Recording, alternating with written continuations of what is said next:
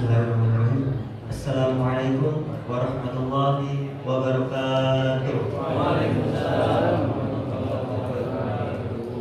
Alhamdulillahirabbil alamin wa bihi nasta'in wa 'ala umuri dunya wassalatu wassalamu ala asrofil anbiya wal mursalin wa ala alihi wa sahbihi ajmain. Amma ba'du. Puji syukur kehadirat Allah kita panjatkan.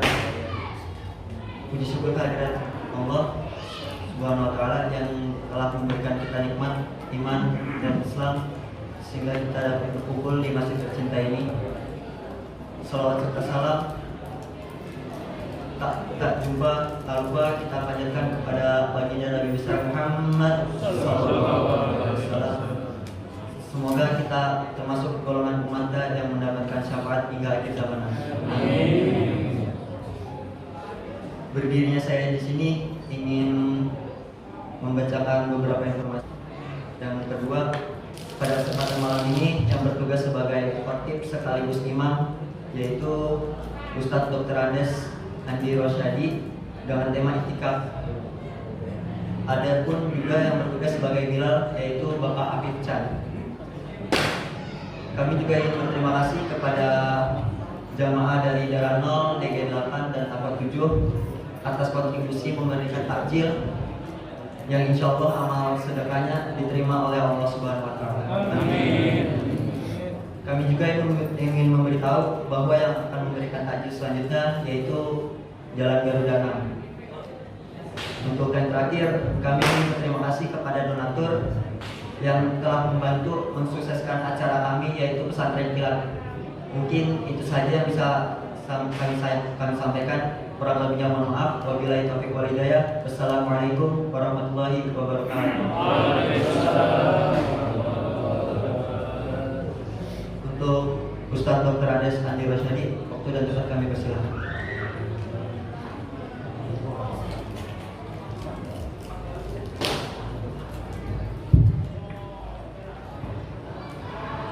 Assalamualaikum warahmatullahi wabarakatuh. Alhamdulillah wa syukurillah ala nikmatillah. Wassalatu wassalamu ala rasulillah wa la hawla wa la quwwata illa billah. Amma ba'du.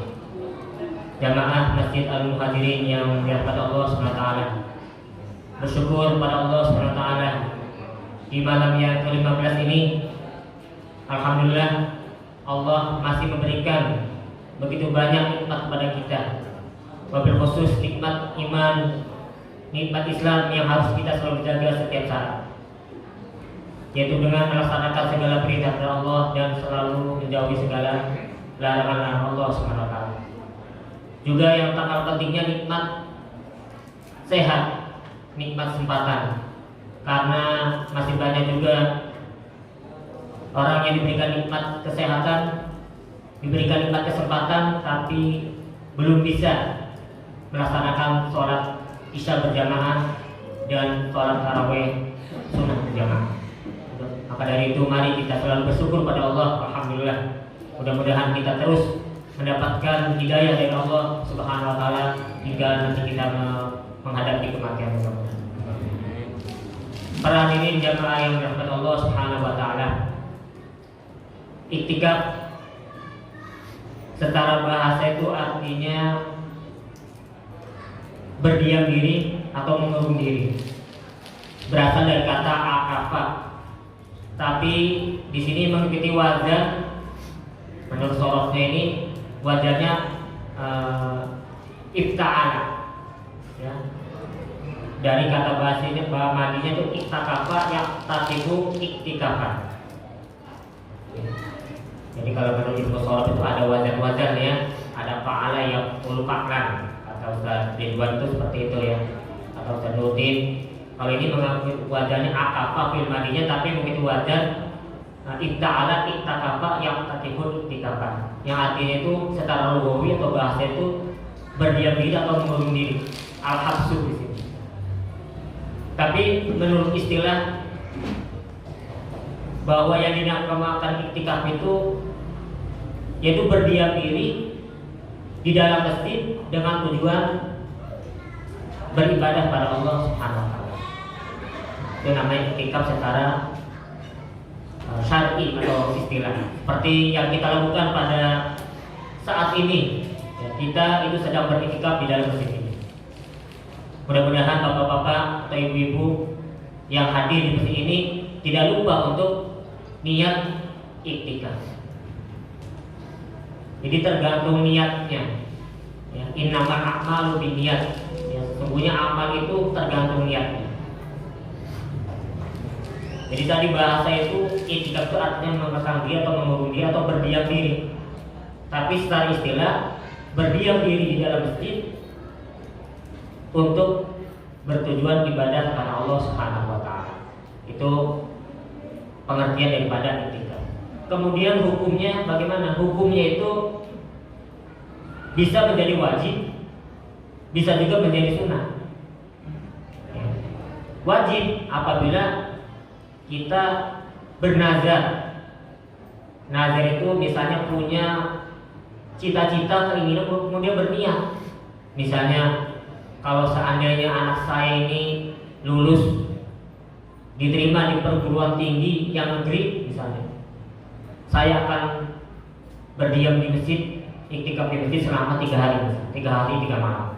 Nah itu berarti sedang kemudian anak itu tercapai cita-citanya, diterima di perguruan tinggi yang dicita-citakan, maka wajib hukumnya berdiam di dalam masjid tersebut. Namanya itu iktikaf karena nazar, ya? Karena nazar. Sedangkan yang sunnah itu yang sedang kita lakukan sekarang ini. Jadi sunnah hukumnya. Kalau di bulan Ramadan, wabil khusus di 10 terakhir bulan Ramadan itu hukumnya sunnah makan. Kalau hari-hari biasa itu sunnah biasa. Tapi kalau 10 akhir bulan Ramadan, kurang lebih 5 hari lagi, itu sangat dianjurkan sunnah makan. Jadi ada wajib, ada sunnah makan. Kalau di luar bulan Ramadan itu sunnah biasa. Di dalam sebuah hadis Rasulullah SAW yang diriwayatkan oleh Aisyah, Aisyah radhiyallahu anha, zaujin Nabi sallallahu alaihi wasallam, Nabi sallallahu alaihi wasallam kana yaqtaqifu al-ashr al-awakhir hatta yatawaffahu Allah, thumma itaqafa azwajuhu min ba'di. Dari Aisyah radhiyallahu anha, Aisyah itu zaujin Nabi, istrinya Nabi Muhammad SAW. Ini bahwa karena Rasulullah SAW iktikafa al-asrul awakhir, jadi iktikaf berdiam di masjid ketika 10 terakhir di bulan Ramadan, sampai menjelang sampai wafatnya.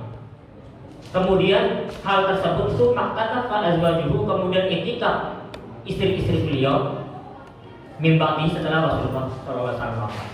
Jadi hal yang dilakukan oleh Rasulullah SAW di akhir Ramadan itu, ya 10 hari bulan Ramadan itu diikuti oleh istri-istrinya. Ini maka dari itu hal tersebut sangat dianjurkan dilakukan oleh kita selaku umatnya untuk beriktikaf ketika 10 terakhir di bulan Ramadan ini. Hukumnya sunnah, maka sunnah yang sangat dianjurkan. Di dalam hadis lain juga Rasulullah SAW bersabda, "Man iktaqafa ma'iya," Rasulullah, barang siapa yang beriktikaf bersamaku, faqtaqib al-asrul awakhir, maka beriktikaflah pada 10 terakhir di bulan Ramadan. Ini dasar daripada iktikaf menurut sunnah Rasulullah SAW.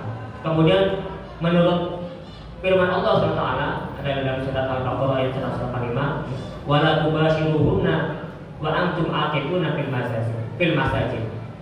Dan janganlah kalian mempergauli istri-istri kalian wa antum aqifun, dalam keadaan kalian beriktikaf fil masajid, dalam masjid. Ini berarti dasar hukum daripada iktikaf. Jadi ada hukumnya wajib, ada sunnah biasa, ada sunnah muakkad, itu sunnah yang sangat dianjurkan. Kemudian rukunnya. Rukun itu berarti sesuatu yang harus dilakukan, sama seperti rukun sholat.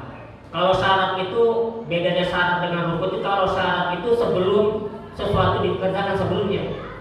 Misalnya syarat sahnya sholat itu harus berwudu dulu, kemudian suci dari hadas kecil dan hadas besar, kemudian juga menghadap kiblat. Itu syarat sholat. Tapi kalau rukun itu sesuatu yang ketika dilakukan, seperti sholat misalnya niat dulu.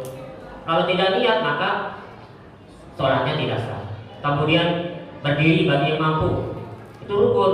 Membaca Al-Fatihah, kemudian ada sujud, ada i'tidal, ada ruku, duduk antara dua sujud, ini rukun kan. Jadi sesuatu yang ada di dalamnya, termasuk iktikaf. Pertama kita niat dulu. Nah ini, kalau sekarang bapak-bapak nih yang sedang berada di sini belum iktikaf, sekarang iktikaf. Niat. Niat itu adanya di dalam hati. Adapun ta'abbud bin niat itu ada yang mengatakan jumhur itu sunnah, tapi ada juga yang mengatakan tidak merupakan sunnah. Jadi niat itu hanya di dalam hati. Cuma menurut jumhur ulama itu hukumnya sunnah. Kenapa? Karena talaffuz itu tujuannya supaya mantap hatinya. Seperti misalnya sholat kan, sholli fardhu maghribi, maksudnya biar hati kita khusyuk, ya pikirannya tidak kemana-mana. Tapi misalnya tidak mengucapkan niat tersebut tidak dilakukan di dalam lisan, ya tidak apa-apa. Misalnya langsung Allahu Akbar, tapi ketika Allahu Akbar itu hatinya mantap, mau sholat apa? Sholat fardu maghrib, fardu isya atau fardu subuh, harus ditentukan niatnya. Jangan mau niat sholat duhur tapi niatnya sholat asar. Nah ini dasar, atau sholat sunnah. Jadi harus tertentu. Jadi kita mengucapkan lafaz Allahu Akbar itu khusyuk, artinya menghadap apa yang kita lihatkan ketika sholat tersebut. Itu pertama niat ya. Niat itu kalau pakai bahasa Arabnya nawaitu an aqtaqifa fi hadzal masjid lillahi ta'ala. Saya niat iktikaf di masjid ini lillahi ta'ala. Atau nawaitu an aqtaqifa lillahi ta'ala, sunnatan lillahi ta'ala. Kalau fardu lillahi ta'ala. Diniatkan. Atau dalam bahasa Indonesia saya niat iktikaf dalam di masjid ini karena Allah. Diniatkan, jangan diem aja. Masuk masjid, duduk. Nah itu berarti belum iktikaf namanya. Jadi beda, yang membedakan itu adalah niatnya. Ya, niatnya dalam hati. Jadi ketika datang ke masjid itu masuk masjidnya kaki kanan dulu. Kemudian baca doa Allahumma ftahli abwaaba rahmatika, ya Allah bukakanlah pintu-pintu rahmatmu untukku. Kemudian di dalam masjid niat iktikaf, saya niat iktikaf karena Allah Ta'ala. Kemudian apa lagi? Sholat tahiyatul masjid, baru dulu. Nah, apa yang mestinya dilakukan ketika di dalam masjid? Itu berzikir kepada Allah, membaca Al-Quran, kemudian membaca tasbih, baca sholawat, sholat sunnah. Itu banyak sekali, apalagi dilakukan di akhir 10 akhir bulan Ramadan. Jadi banyak sekali pahala. Makanya mudah-mudahan kita diberikan kekuatan untuk bisa melakukan ketika 10 akhir bulan Ramadan. Nah, ada kapan batasannya? Berapa sih lamanya iktikaf? Ini menurut Imam Malik itu batasnya itu sehari semalam. Tapi kalau menurut Imam yang Hambali, Imam Hanafi, Imam Syafi'i itu bahkan sekedar kita tumakninah saja dalam sholat itu sudah dikatakan iktikaf. Kalau kita niatkan ya, misalnya cuma sebentar saja itu sudah dikatakan iktikaf. Tapi kalau menurut Imam Malik itu harus sehari semalam full di masjid terus. Tidak boleh keluar kecuali misalnya ke kamar kecil. Tidurnya saja di masjid itu dapat pahala. Sudah dianggap iktikaf. Apalagi apa? Ngaji, tadarus, zikir, ceramah, mendengarkan tausiah misalnya. Ini pahalanya sangat baik. dan hikmah daripada manfaat daripada itikaf nanti di 10 terakhir, insya Allah mudah-mudahan satu mendapatkan Lailatul Qadar, insya Allah. Kemudian tadi banyak pahala yang didapatkan, banyak pahala yang didapatkan ketika orang-orang bertikaf. Nah, cuma kita tidak bisa seperti halnya seperti sahabat-sahabat, tapi ada kalau diniatkan ada bisa. Buktinya sahabat-sahabat saya ini banyak sekali yang bisa itikaf selama 10 hari, bahkan 40 hari bisa. Dia tidak pulang, mereka tidak pulang ke rumahnya, ya, meninggalkan saudaranya. Tapi tentunya harus apa? Memberikan nafkah. Ditinggalkan, jangan tinggalkan pergi, tapi tidak diberikan peninggalan buat makan minum anak-anak, jangan. Tapi tetap harus kewajiban kita sebagai kepala keluarga. Itu banyak sekali itikaf. Tapi kalau kita ya, karena kerja mungkin bisa itikafnya nanti saja habis isya jam 11 malam sampai subuh, nggak apa-apa. Itu nggak apa-apa, sudah termasuk itikaf. Ya karena mungkin paginya kita kerja sampai sore. Nah, itu mudah-mudahan ya,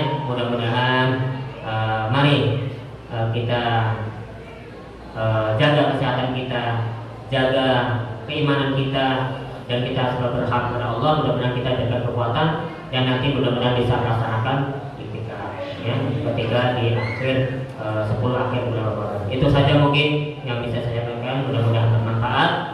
Mohon maaf apabila ada kata-kata yang kurang berkenan. Terima kasih.